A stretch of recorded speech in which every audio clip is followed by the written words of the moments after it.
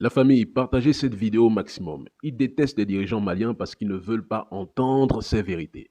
Écoutez attentivement le discours d'Abdoulaye Diop prononcé il y a seulement 30 minutes. Je ne veux pas aller dans mille chemins. Nous-mêmes, au Mali, après le coup d'État, on a été approché par un pays dont je vais taire le nom ici, mais si on insiste, je peux le dire aussi, je n'ai pas peur, pour nous dire, écoutez, de combien de mois de transition vous avez besoin pour qu'on dise à la CEDEAO de vous foutre la paix? Avez-vous suivi? Selon vous, c'est qui? Non, continuons, c'est très intéressant. Contre une orientation qu'on nous voulait, qu'on n'a pas voulu prise, qu'on n'a pas voulu prendre, jusqu'à présent, on est en train de payer le prix. L'Afrique a délégué sa responsabilité aux Nations Unies, qui a des limites institutionnelles pour nous aider. Et on n'est pas venu. Comment vous pensez que les populations maliennes, 10 ans, ont été tuées, massacrées par dizaines, par centaines, par milliers? On ne voit personne. Et subitement, il y a un chef d'État qui est entre les mains des gens, on trouve les moyens. La vie humaine, c'est quoi? Ça aussi, on peut se poser ce type de questions, quelle que soit l'importance d'un chef d'État. Est-ce que ces populations qui ont été tuées méritaient d'être tuées ou leur vie humaine ne vaut rien? Et ça, on voit ça aujourd'hui encore. La vie humaine en Ukraine n'est pas la vie humaine au Sahel.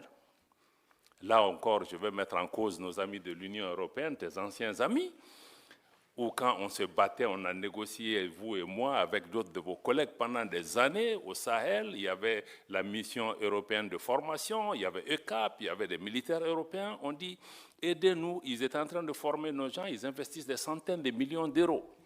Voilà ce que nous voulons, c'est train and équipe, former et équiper les gens. Mais les militaires maliens qui étaient engagés dans les formations européennes devaient amener leurs propres munitions. Et on nous a toujours dit que l'Union européenne ne donne pas d'armes létales. Et ce qu'on donne en Ukraine, ce n'est pas des armes létales? Est-ce que la vie d'un Ukrainien vaut mieux que la vie d'un Sahélien? 2 poids, 2 mesures. Subitement, il y a la guerre en Ukraine, subitement, les armes létales sont autorisées. Et les Sahéliens qui sont morts par milliers, qui a ça sur la conscience de ne pas avoir fait ce qui est nécessaire et de venir aujourd'hui accuser le Mali de dire oui, mais vous travaillez avec la Russie, vous ne travaillez pas avec moi, etc. Vous me tournez le dos. Quelqu'un a posé la question, ancien partenaire, nouveau partenaire. Ça, je vais vous répondre, madame. Parce que les gens ont l'habitude d'utiliser ça, oui, pourquoi laisser un ancien maître pour un nouveau? Mais ça, je crois qu'il faut même sortir de la décolonisation mentale, parce que la Russie n'a colonisé aucun pays. Il ne faut pas comparer des choses qui ne sont pas comparables. On parle d'anciennes puissances coloniales qui ont des habitudes qui ne sont pas parties.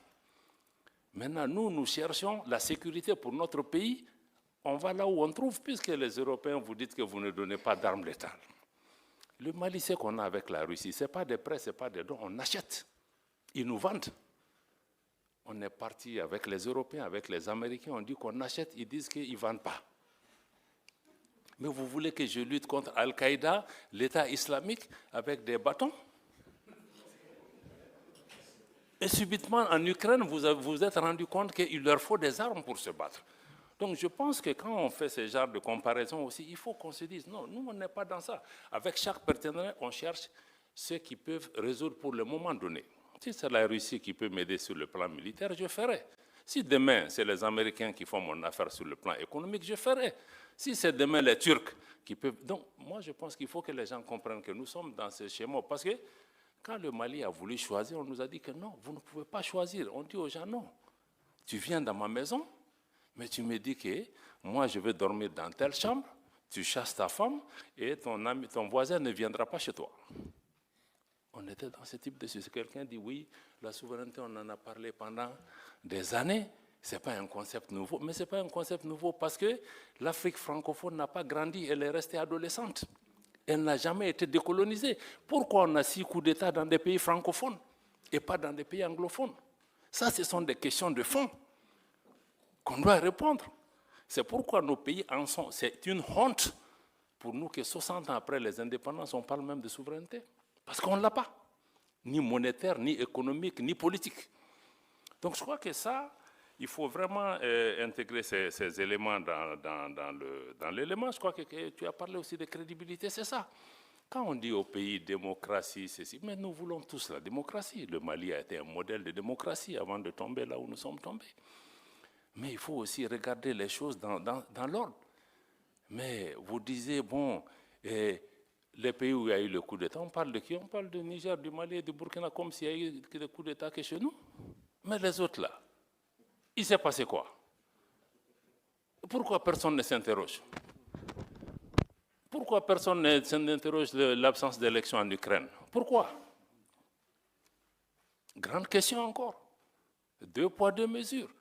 Donc je vais revenir un peu, tu as raison, l'industrialisation, la transformation, c'est la clé. Même nous, tout ce qu'on est en train de faire sur la sécurité, ça sera nul si on ne répond pas aux attentes de cette jeunesse, les emplois, les transformations qu'il faut. Je n'ai pas le temps de développer par rapport à ça.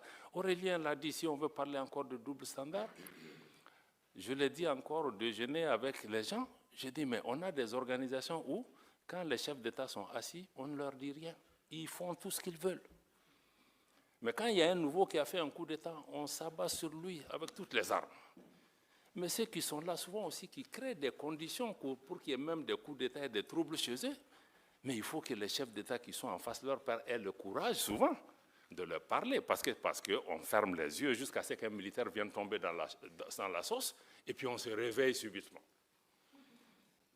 Donc c'est ça le problème. Donc il y a des coups d'État aussi institutionnels. Il l'a dit, il ne faut pas avoir peur du mot. Donc d'autres font avec les armes, mais d'autres sont très rodés dans d'autres types de façons de faire. Les deux conduisent souvent au même type de problème. Donc il faut qu'on ait... La famille, y a-t-il une chose à ajouter? Devrions-nous faire une analyse parce que je trouve qu'il a tout dit. La vérité, très souvent, ça blesse, mais à un moment donné, il faut l'accepter.